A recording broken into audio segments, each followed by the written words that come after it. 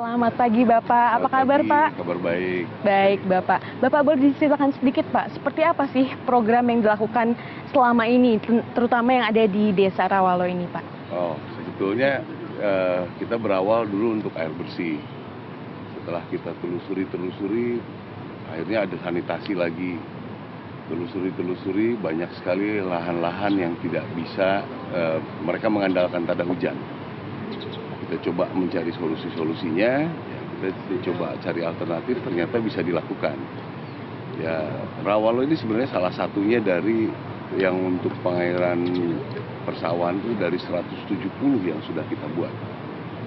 Jadi kita sudah sekitar 43.000 hektar yang tadinya tada hujan, sekarang sudah 43.000 sudah bisa jalan. Dan sekarang di Rawalo pun hari ini untuk 343 hektar. Setelah ini selesai, langsung masyarakat meminta lagi. Kita akan segera membuat proyek lagi untuk sekitar 350 hektar.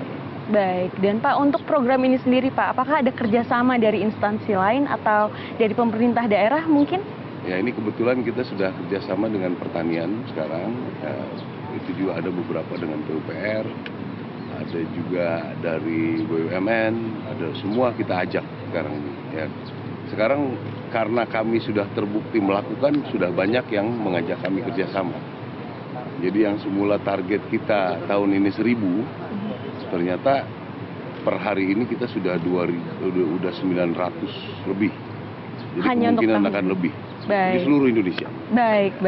Dan Pak untuk sumber air sendiri yang diambil di Desa Rawalo ini dari mana sih Pak? Dan ini mencangkup daerah mana saja dan berapa hektar Pak? Ini di bendung ini saja kita, dari bendung ini kita coba salurkan. Jadi di semua daerah kita buat seperti ini. Ada air yang tidak surut pada saat, ya memang surut sedikit lah, masih ada pada saat kemarau. Ini yang kita manfaatkan untuk masyarakat sekitarnya.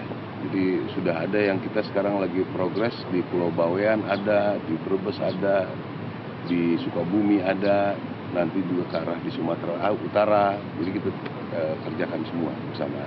Baik. Ya. Dan Pak, untuk di Desa Rawalo ini sendiri, ini menggunakan sistem apa sih Pak? Kenapa menggunakan sistem tersebut dan tidak menggunakan sistem lain? Ya, jadi ini tergantung nih. Biasanya kebanyakan sungai kita kan di bawah, pertanian kita di atas. Kita coba dulu sampai ke hulunya cari, mungkin nggak disalurkan melalui pipanisasi. Kalau tidak mungkin, berarti kita harus pompa. Nah, kalau dipompa menggunakan alat-alat menggunakan tenaga bahan bakar dan listrik, itu terlalu mahal. Makanya kami menemukan pompa hidrolik ram ini. Ya, pompa hidram ini. Ya, memang simpel dan memang tidak terlalu banyak mendorong airnya, tapi kita bisa bikin banyak. Yang di sini kan kita buat 10, yang non-stop 24 jam tidak ada kos lagi. Jadi tergantung wilayahnya. Wilayahnya bisa pipanisasi, kita pipanisasi, pakai pompa hidram. Baik. Ini tantangan seperti apa sih Pak yang dilakukan, yang dihadapi di lapangan dan apakah bagaimana upayanya agar bisa menyelesaikan program tersebut sesuai dengan waktu Pak? Sebetulnya ini termasuk yang mudah buat kami karena kita sudah kerjakan di Sumba Timur itu yang memang jauh dari masyarakat, harus berapa jam, 4-5 jam ke daerah tersebut. Kita ketinggiannya pun jauh lebih ekstrim dari sini. Jadi kalau kami udah melihat yang seperti ini, kita sudah pede mengerjakannya. Baik. Bapak, dan dari seluruh wilayah yang sudah pernah dilakukan dari program Manunggal Air ini Pak, apa sih sebenarnya target dan juga harapan dari program tersebut Pak? Ya, kita yang terutama mendukung program pemerintah ya, ketahanan pangan. Jadi memang itu sudah jadi permasalahan internasional, semua perlu masalah tentang pangan. Tapi efek-efek dari pangan ini ternyata berpengaruh ke kesejahteraan, kemiskinan, sanitasi, stunting, lapangan pekerjaan, itu jadi banyak efeknya.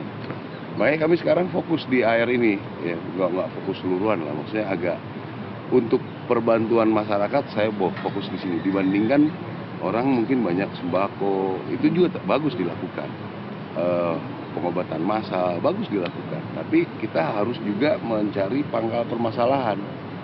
Dan Pak, selama program Manunggal Air ini dilakukan, ini sebenarnya sudah dimulai dari kapan sih Pak? Dan selama ini sudah ada berapa sumber air yang dibuat dan dalam berupa apa saja Pak?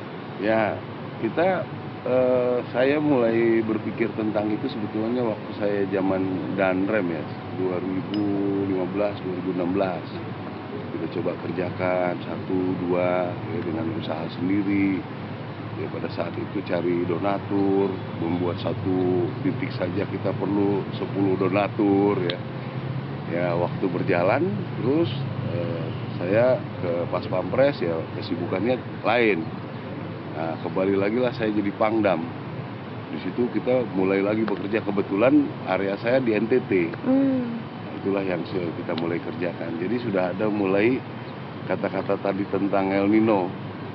Orang yang dulunya punya air jadi tidak punya air karena El Nino. Betul. Karena program Angkatan Darat yang tadinya tidak punya air, El Nino dia punya air.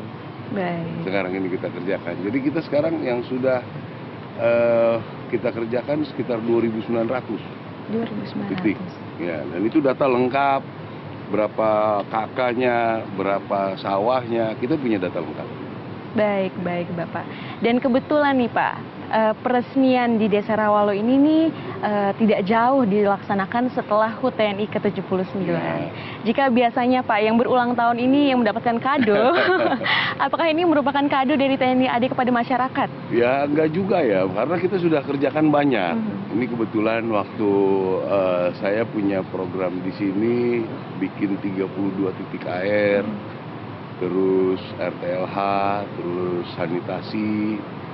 Waktu kita ngobrol begitu, ada salah satu kepala desa sampaikan, Pak, kampung kami itu dekat bendungan, tapi kampung kami nggak pernah dapat air dari bendungan itu. Ya, kita coba survei. Ya, setelah survei memungkinkan kita langsung kerjakan. Itu ceritanya begitu saja. Eksiden nggak ada proposal, nggak ada rencana yang terlalu panjang. Gitu ya, berjalan aja karena kita TNI Angkatan Darat kan punya network yang Mbak Binsa sampai ujung-ujung. Kita tinggal WA saja, cek tempat ini, laporkan, langsung ada konsep, cek ulang, kerjakan.